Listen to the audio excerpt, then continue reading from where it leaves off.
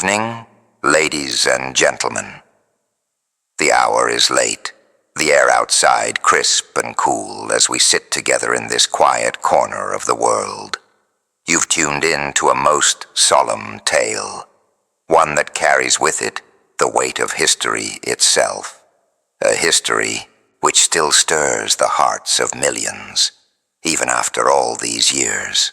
Tonight, we step back to a day that was meant to be nothing more than an ordinary day, but ended up marking the end of an era.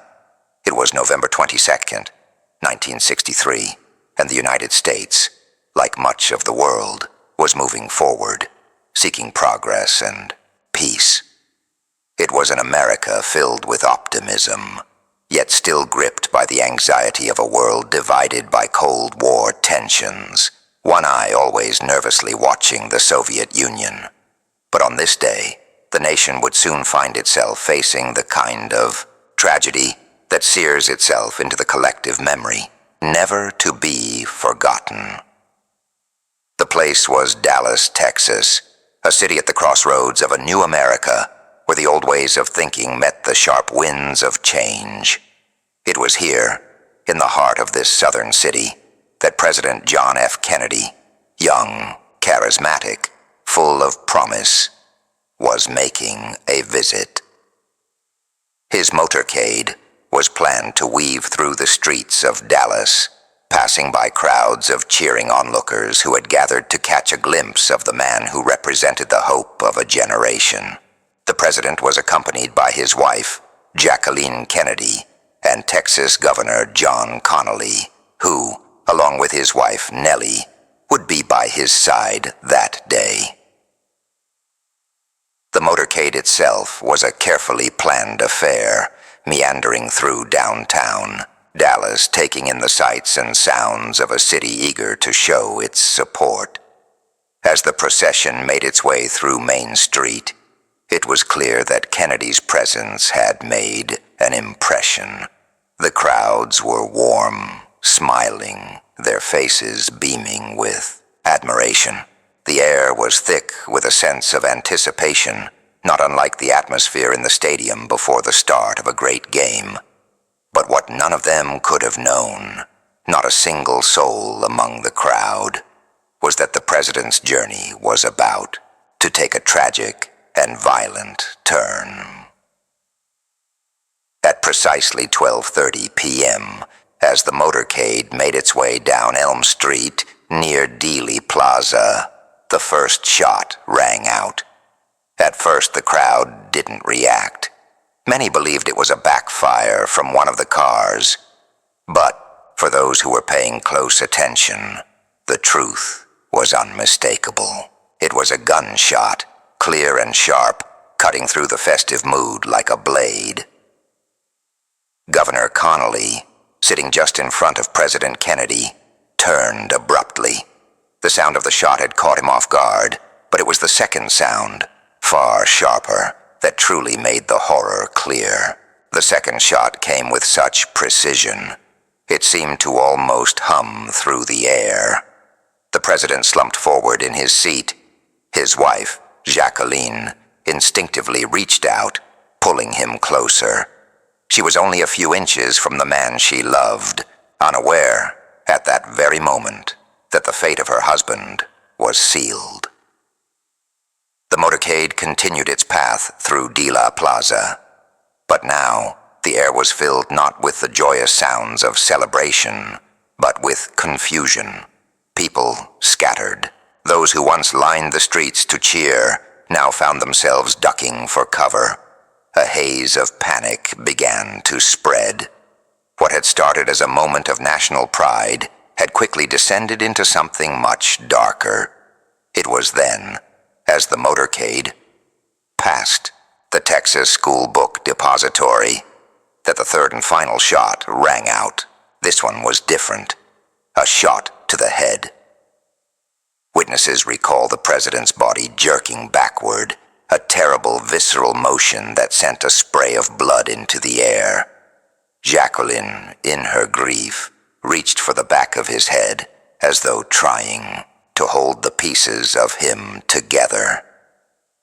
The motorcade sped away, the sound of sirens now mingling with the confused murmurs of the crowd. In those first moments after the shots, no one knew for certain who had fired or from where. But the aftermath was undeniable.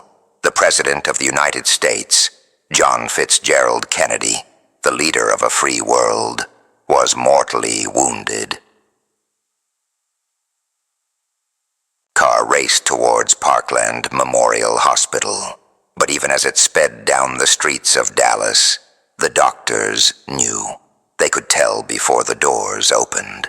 By 1 p.m., less than 30 minutes after the shots rang out, the president was dead. Now the city of Dallas was plunged into a deep uncertainty. The streets that had once filled with cheer were now quiet, heavy with disbelief. The world, it seemed, had shifted in a heartbeat. But even as the city went into shock, one question loomed larger than all others. Who was responsible for this act of violence? As it turns out, the man most closely tied to the crime, a man named Lee Harvey Oswald, would soon be captured.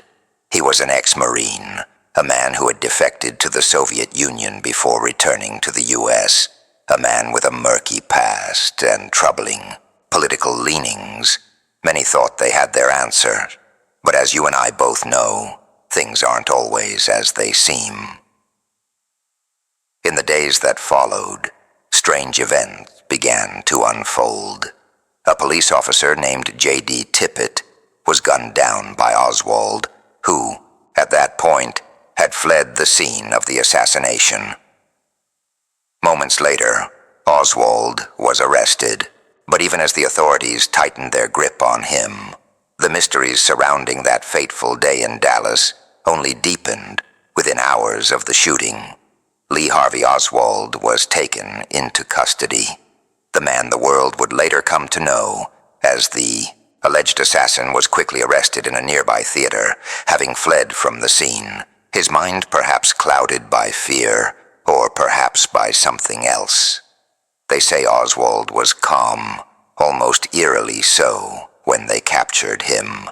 No resistance, no wild-eyed escape attempt. He was just there. And when the police asked him about the murder of the president, his response was simple, almost dismissive. "I didn't kill anybody. I'm just a patsy." A patsy. A curious word, don't you think?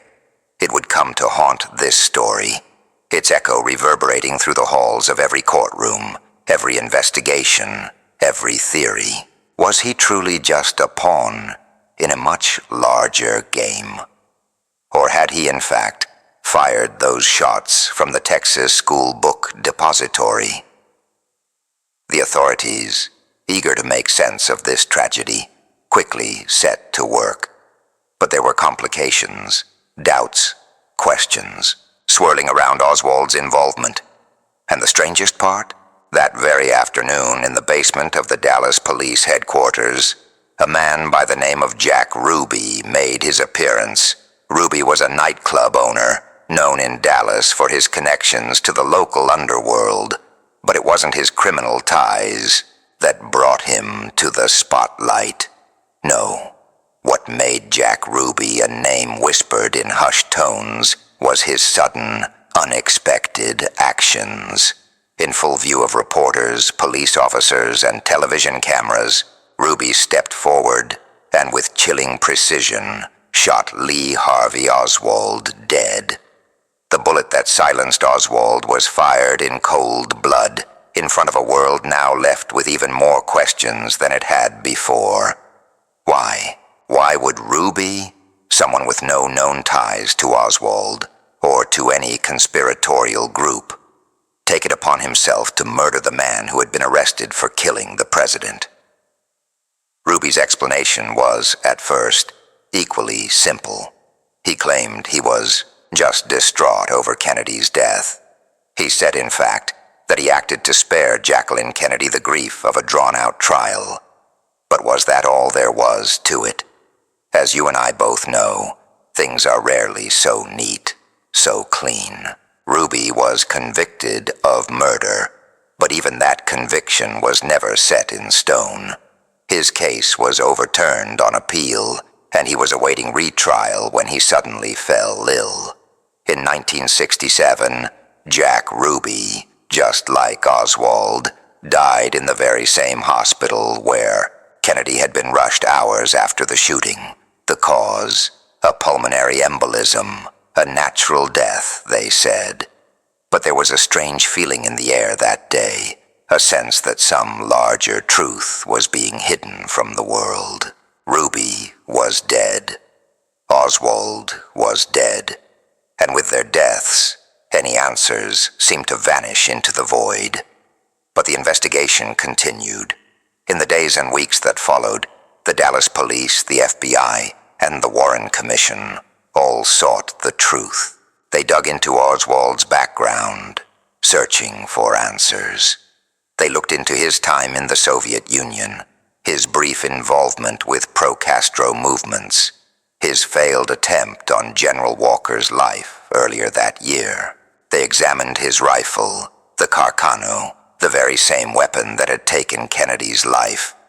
And yet, despite all their work, a simple truth remained.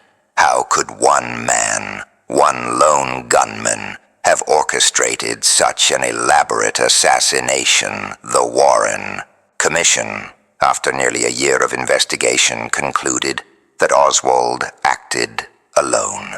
3 shots, fired from the 6th floor of the Texas School Book Depository. The first, it said, struck Kennedy in the back. The second, the infamous magic bullet, they called it, wounded both Kennedy and Governor Connolly. And the third, well, we all know what happened to that shot. It struck the president's head with such force that his brain and blood splattered across the back of the limousine. A tragic, violent end. But even after the commission's report, doubts persisted. Was it really possible that one man could have done all of this alone? You see, there were others who couldn't let go of the idea that there was more to this story. That the killing of Kennedy was not just the work of Oswald. No, there were whispers of a conspiracy. A shadowy web of individuals, groups, or even organizations working in the background. The Mafia, the CIA, the military-industrial complex. Too many theories, each as convincing as the last. And in the years that followed, the questions only deepened. What if Oswald wasn't the lone gunman? And then there were the witnesses, those who had been in Dealey Plaza that fateful day. Many of them had seen something strange. Some heard shots coming from places other than the Texas School Book Depository, a grassy knoll, the railroad yard. Were they imagining things? Or had they witnessed a larger conspiracy, one that the authorities were desperate to suppress? And let's not forget the film. Yes, the film. The infamous Zapruder film, which captured every painful second of the assassination. Frame 313, they call it. The moment when Kennedy's head explodes from the fatal shot. But even that, ladies and gentlemen, holds secrets of its own. Some say the film was altered. Others claim that it shows evidence of a second shooter. But who can say for sure? The Warren Commission, in its final report, declared that Oswald acted alone. That 3 shots were fired from the Texas School Book Depository, and that Oswald was the lone gunman. But as the years passed, doubts crept in. Questions arose. Questions that still haunt us to this day. How could one man, acting alone, carry out such a calculated and violent act? How could there have been no clear answers, no definitive proof of the shot's origin, despite the hundreds of witnesses and the available evidence? The days grew longer, and in the wake of Oswald's death at the hands of Jack Ruby, the investigation continued, but it was as if the truth had slipped through the fingers of those who sought it. Ruby, in his own strange way, had offered up. another mystery. Why would a man with no clear motive take such drastic action, shooting the alleged assassin of the president in front of live cameras? Was it mere grief over Kennedy's death, as Ruby claimed? Or was there something more to his decision, something deeper, something darker? As the years passed, the conspiracy theories grew, each one as compelling as the last. The Mafia, the CIA, the military-industrial complex, Cuban exiles, even Lyndon B. Johnson. Each theory offered its own version of events, each one casting doubt on the conclusions of the Warren Commission. But with each new twist, one thing remained. No one could ever say for certain what truly happened that day in Dealey Plaza. So where does that leave us? After all these years, after all the investigations, the reports, the films, and the photographs, what do we truly know? That the president was killed in broad daylight, that a man named Lee Harvey Oswald was arrested for the crime, that another man, Jack Ruby, silenced Oswald before he could stand trial, and that, in the years that followed, the questions only grew, never fading, never fully resolved. We know the facts, but the truth, well, that remains hidden. Perhaps it always will. But there are some things we will never forget. The image of Jacqueline Kennedy, her arms around her husband, cradling his broken body in those final, dreadful moments. The blood, the shattered glass, the world, forever changed in the space of a few seconds. And then there's the film, the Zapruder film, capturing the exact moment of Kennedy's death. Some say it was altered. Others claim it's the final piece of irrefutable proof. But what does it really show? Was Oswald the only man involved? Or were there others? Was there a second gunman, hidden somewhere in the shadows? Was there a conspiracy? Or was it simply the work of a troubled man, alone in his hatred and his desire for infamy? These are the questions that continue to linger. In the years since, many have searched for answers, but each time the path seems to lead somewhere unexpected, somewhere unexplored. Each new investigation, each new piece of evidence, only seems to deepen the mystery. And so, we are left with a haunting thought, one that has echoed through the corridors of history since that day in 1963. What if the truth is not something we'll ever be allowed to know? What if the answers have been hidden, not by time, but by something much darker? What if the secrets of Dealey Plaza, of that terrible, fateful day, are locked away, never to be revealed, for reasons we may never fully understand? Who, then, is left to tell the true story? The legacy of that day, the legacy of Kennedy's death, is one that still shapes us, still stirs the minds of those who seek answers. And yet, even as time marches on, we find ourselves circling back to the same unanswered question. Was there more to it? And if so, who truly knows the answer? Good night.